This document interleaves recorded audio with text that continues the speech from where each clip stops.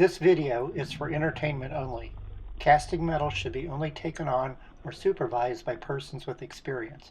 All safety precautions should be taken in proper ventilation and the use of safety equipment. I've had over 40 years of experience casting metal and am fully aware of its risks.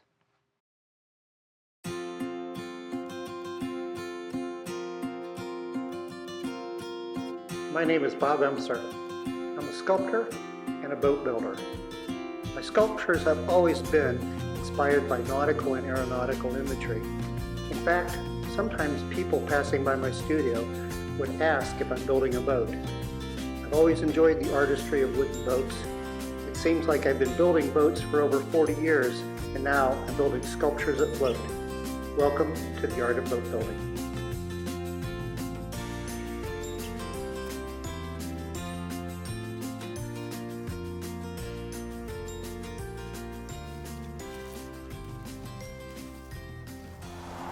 Well, the day has finally come that we're going to be able to cast our ballast keel. It's a little overcast, but fortunately it's not raining, and it's probably about 36 degrees right now. It's a little cool, but it's a great day to have a good fire going. So anyway, my crew is showing up and we're going to get ready to cast this lead.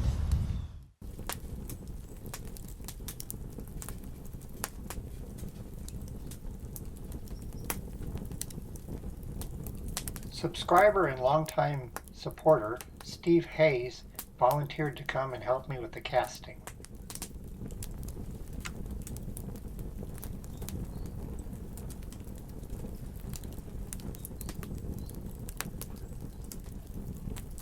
We began by positioning the mold so that the pour chute would land where we wanted it to.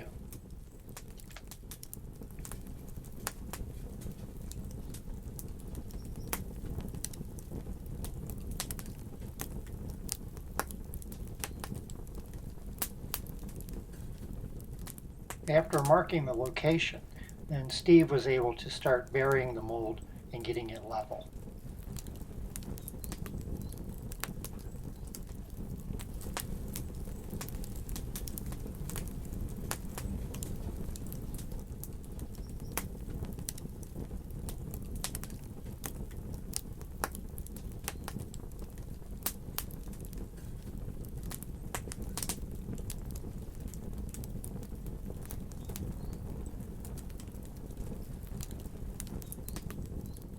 We were amazed that on his first attempt, we got it level both directions.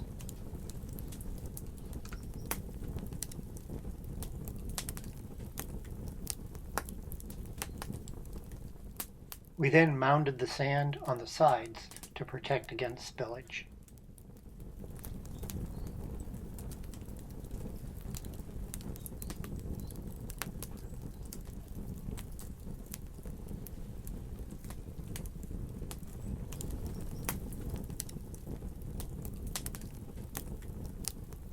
Put a couple of sheets of scrap sheet metal on each side of the melter to help direct the heat towards it.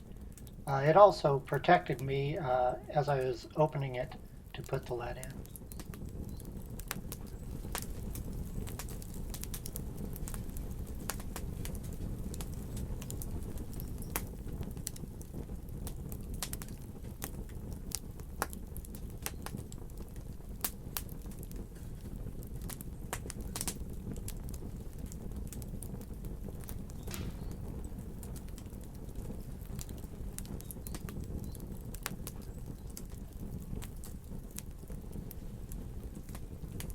My friend Shauna did a great job of keeping the fire stoked.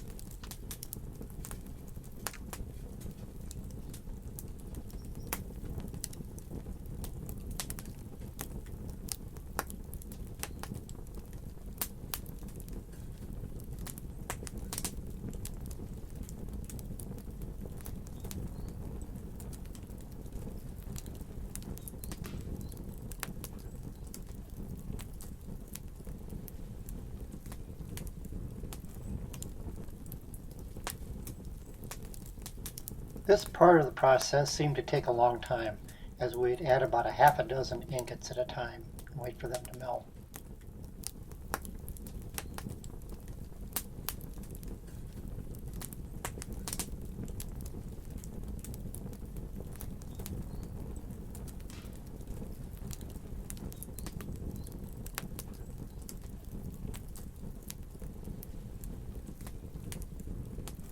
Lead melts at 600 degrees Fahrenheit. Ideal temperature to pour lead is 700 degrees. At around 12:30, I checked the temperature with my pyrometer. I put a small red Sharpie marker at the 700 mark, right on the button. Why it's important to pour at the proper temperature is to avoid what's called porosity in the casting.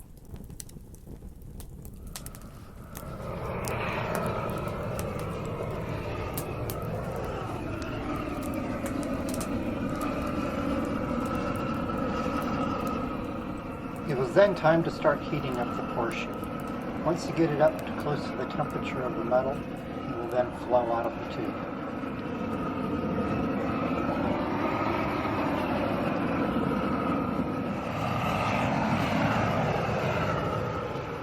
One indicator of temperature is once the moisture in the pour chute turns to steam, you know that you're at least above 200 degrees.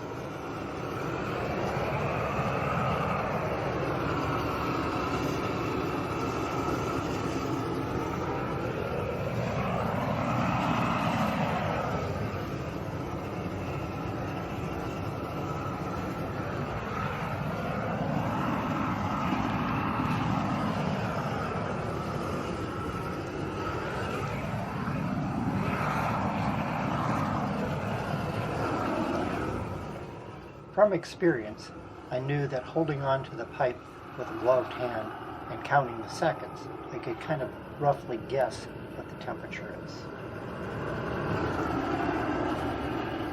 I sensed we were very close, so it was time to lower the pour chute.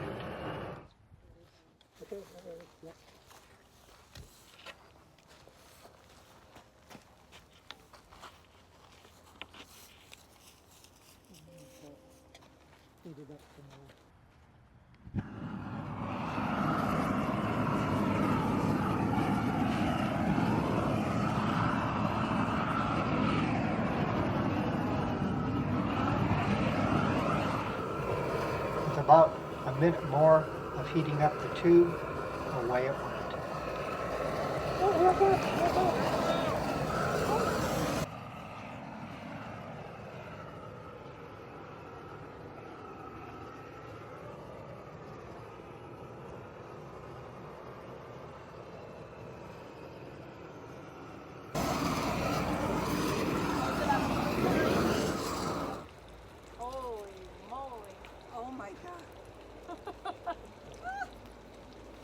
That's amazing.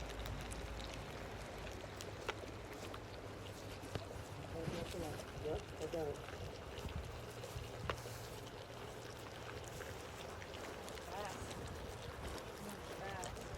Yeah.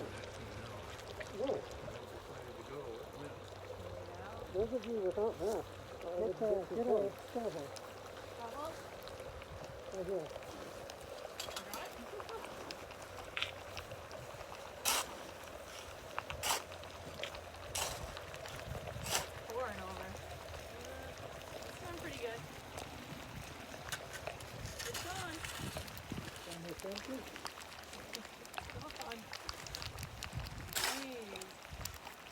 I don't think it'll be this fast. Yeah, it didn't seem like it, did it?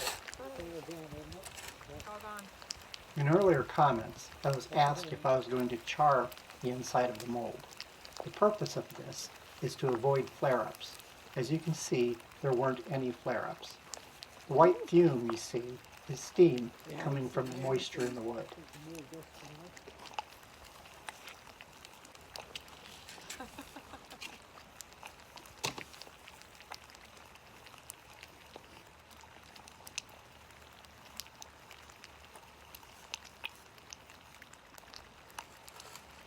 So there's a lot of moisture in the wood, which is the moisture in the wood is what's making all that bubbling. So.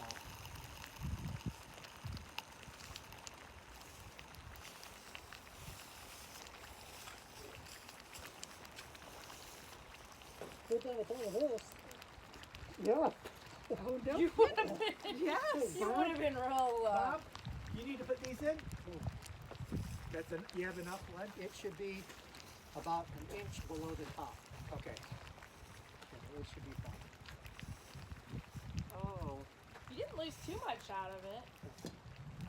Maybe a little, but not that We much. had more than we needed. Oh, that's good. It must have been right on Good thing it's only this.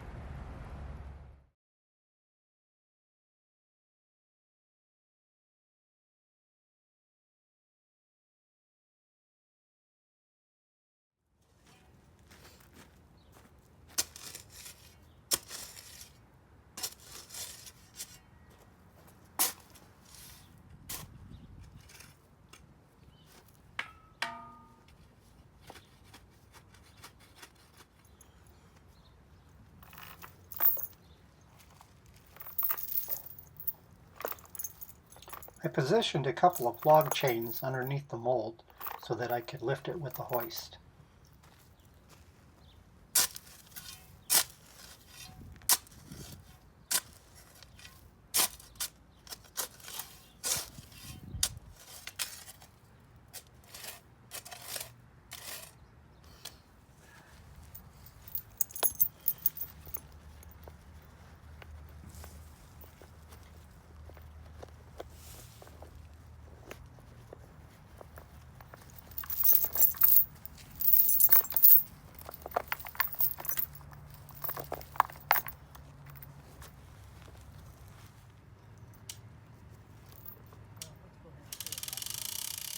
My friend and CrossFit coach, Tony, came by to give me a hand to move the casting into the studio.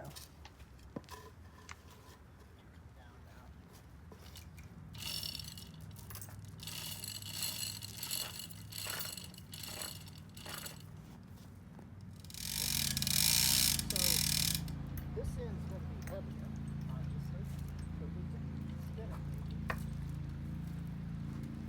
It just seems like the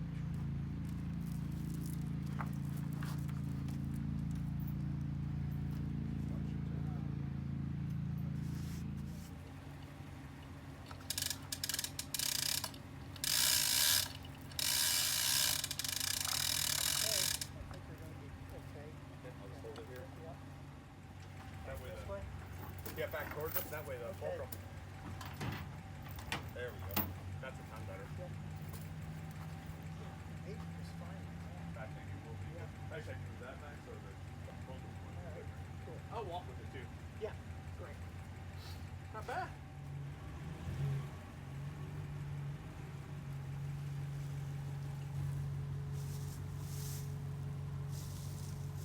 Plenty of room.